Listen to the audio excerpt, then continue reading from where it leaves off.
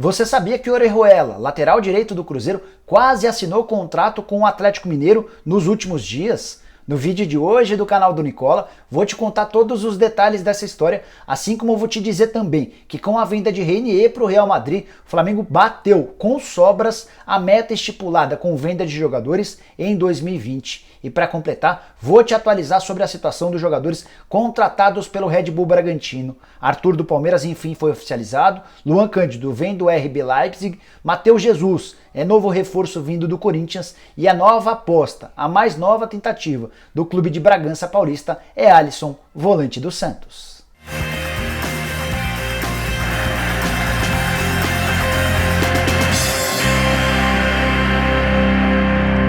Fala aí pessoal, eu sou o Jorge Nicola, bem legal ter você aqui em mais um vídeo do meu canal e vou começar esse vídeo contando que Orejuela só não é jogador do Atlético Mineiro porque pipocou na última hora. Sim, o Atlético Mineiro, grande rival do Cruzeiro, chegou a se acertar com o Ajax, que era dono dos direitos econômicos do lateral, e também com um jogador colombiano.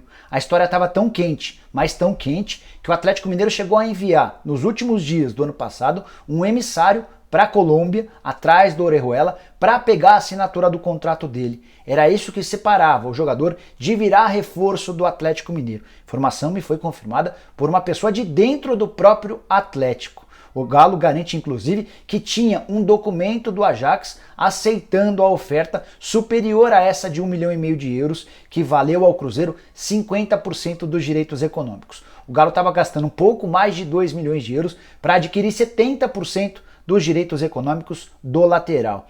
Por que o negócio acabou não acontecendo? Porque na última hora, com medo da repercussão, da mudança de um clube gigante para outro, na mesma cidade, o Orejuela recusou e não assinou com o Atlético Mineiro. O tal emissário do Galo, que foi até a Colômbia, não conseguiu encontrar o Orejuela. Ligava para ele não atendia, ligava para os familiares que desapareceram no mapa. E aí o Galo, percebendo a mudança da postura do Orejuela, mandou que esse emissário voltasse para o Brasil e desistiu de forma oficial da contratação. No penúltimo dia do ano, com a ajuda do Pedro Lourenço, que é o novo vice-presidente de futebol do Cruzeiro, o clube pagou 1,5 milhão de euros, que equivalem a 6 milhões e 800 mil reais, e adquiriu metade dos direitos econômicos do jogador.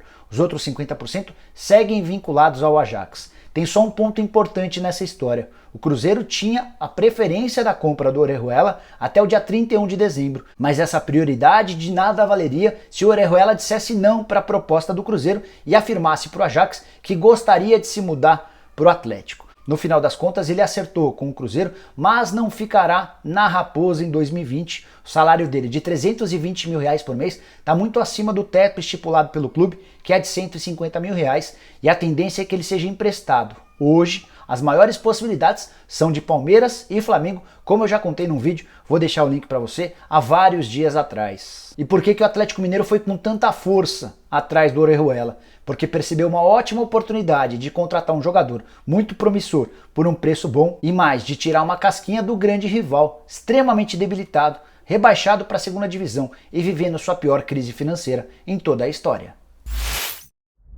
Quero te atualizar agora sobre os mais novos reforços contratados pelo Red Bull Bragantino. Arthur, atacante do Palmeiras, que vinha negociando há vários dias, enfim foi oficializado. Quero contar também sobre Luan Cândido, lateral esquerdo revelado no Palmeiras, vendido a preço de ouro para o RB Leipzig na metade da temporada passada. Ele vai jogar por empréstimo no RB Bragantino. E para fechar, Matheus Jesus, volante que pertence ao Corinthians, também será emprestado ao time de Bragança Paulista. Daqui a pouco eu falo sobre o caso de cada um dos três, mas antes, uma novidade, uma informação exclusiva para você que acompanha o canal do Nicola.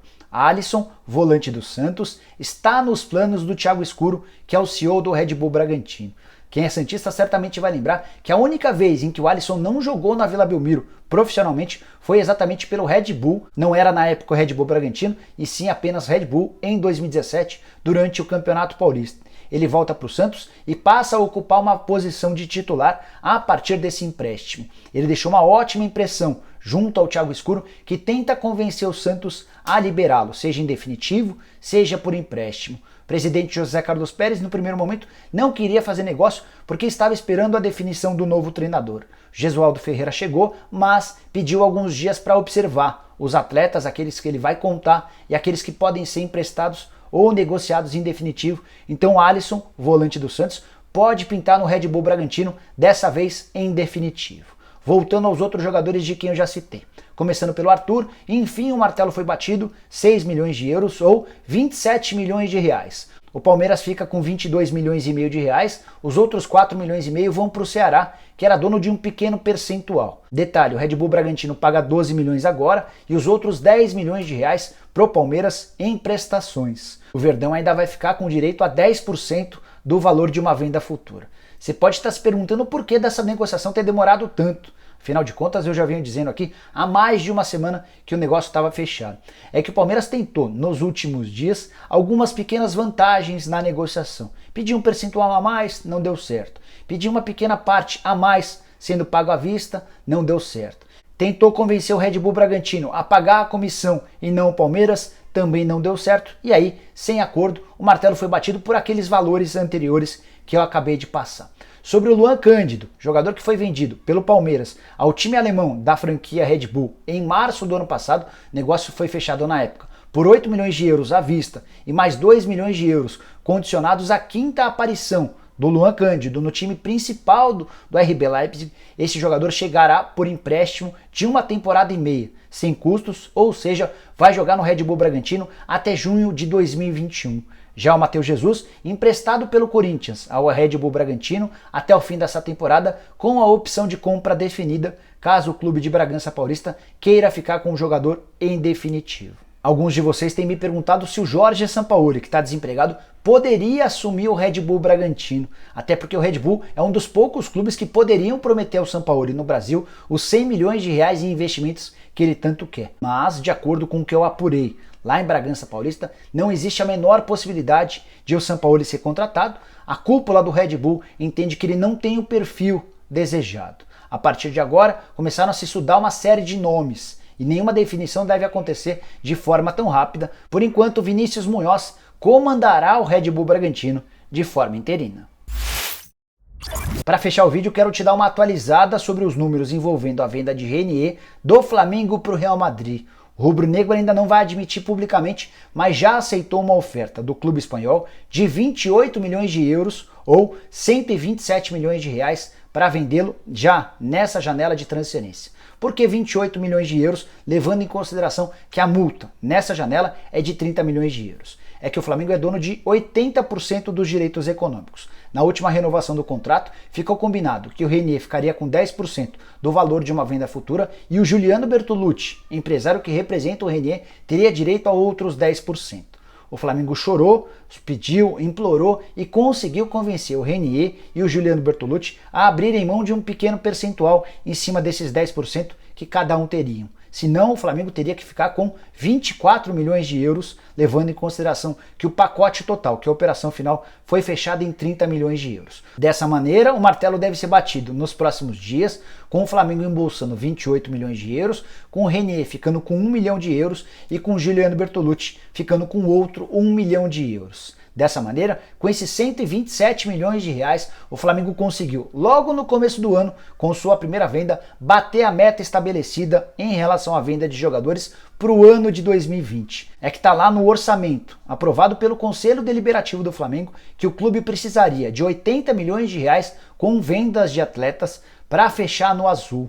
Com os 127 milhões, o Flamengo já pôs 47 milhões de reais a mais em caixa. E daqui para frente não terá mais a obrigatoriedade de vender jogadores. É óbvio que essa conta pode mudar se o Flamengo fizer investimentos altos em reforços. Esses 127 milhões podem ser utilizados a partir de agora pela diretoria para buscar reforços? Sim. É essa a resposta que eu ouvi de um dirigente importante do Flamengo. E a prioridade do Flamengo nesse momento seria de adquirir os direitos econômicos do Gabigol, para que o centroavante, o artilheiro, o melhor jogador da América do Sul no ano passado, ficasse em definitivo no Flamengo, embora essa decisão não dependa apenas de um acordo entre o Flamengo e a Inter de Milão. É a palavra final do Gabigol que vai pesar bastante, até porque ele tem proposta do West Ham, da Inglaterra, e tem sido especulado também no Chelsea. Então o Flamengo aguarda pela decisão do Gabigol, torcendo muito para que possa investir esses 16, 17, talvez até 18 milhões de euros para manter seu camisa 9, seu fazedor de gols. E antes de fechar o vídeo, só mais uma curiosidade, especialmente para o torcedor do Flamengo.